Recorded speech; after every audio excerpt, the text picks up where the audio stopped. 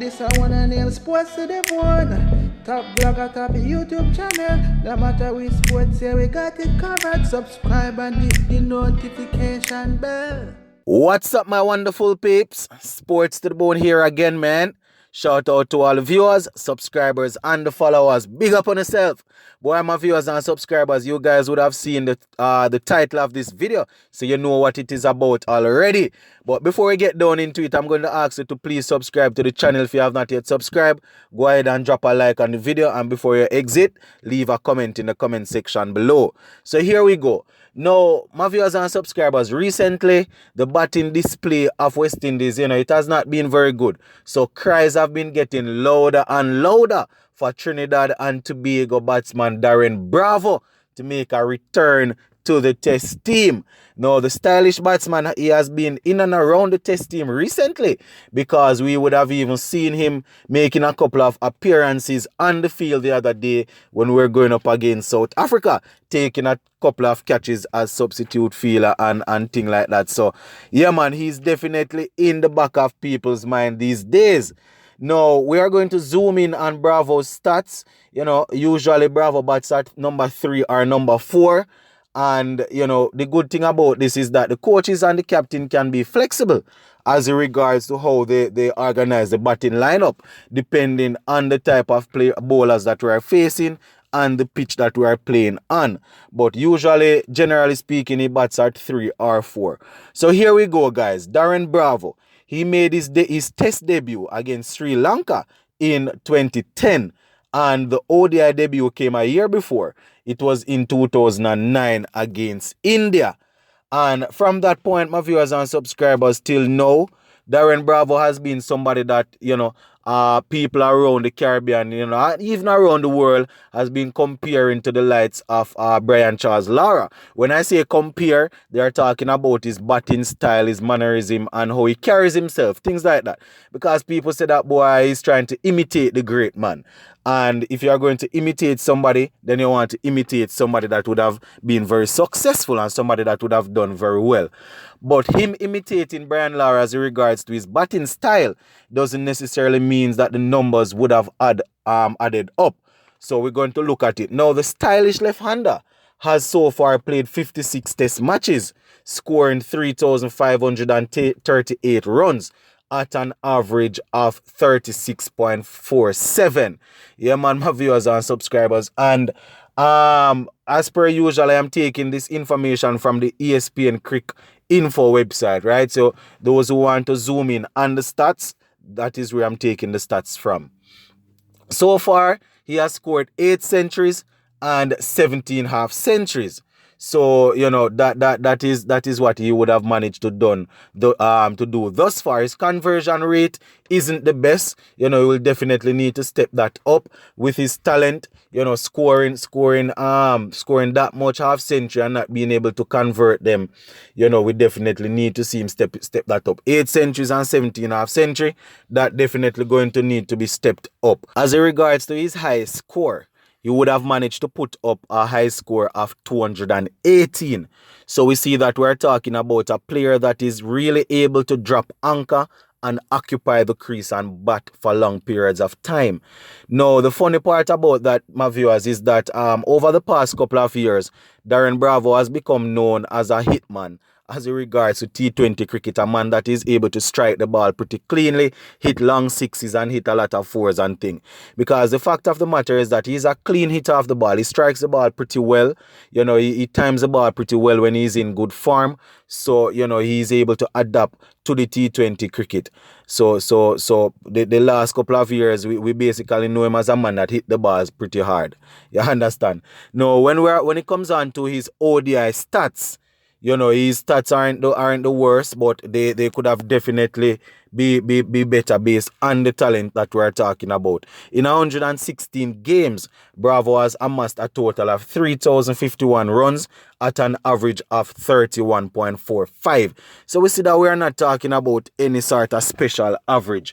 So it's not like we have a man that is averaging 40 odd sitting on the sidelines. We're talking about somebody that would have managed to play over 100 and odd ODI and over 50 odd test games, and is still averaging in the 30s.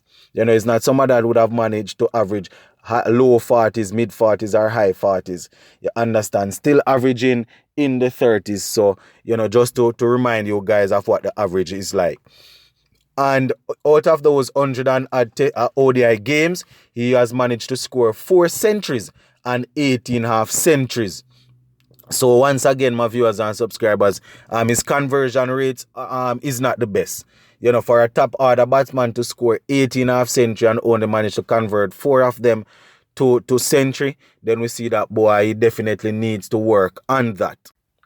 And when we take his style and his flamboyance out of the equation, we would see that boy, he hasn't really scored the amount of runs that people would have probably expected him to score over the years. As in regards to his technique, as I said, it isn't the worst when it comes on to his technique, especially playing spin. He's one of the better batsmen that we have in the region when it comes on to playing spin. As in regards to pace bowling, my viewers and subscribers, we all know that he's susceptible to the short ball, to short pitch bowling. That they usually rough him up a lot with short pitch bowling and usually get him out like that. So that is it. That is his weakness. As generally speaking, facing pace bowling, he isn't too bad. If you pitch up, if you bowl it anywhere outside his half stump, he will drive you all day long. But the problem is when the ball is short and directed to his body. That is when we at Bravo have a problem. Now with our current top order and middle order, my viewers and subscribers struggling, that is why fans will say that boy, we definitely need to draw back for Darren Bravo. And the problem though, guys, is that everybody that is struggling, they are struggling with the same thing, short pitch bowling. Myers have a problem with it.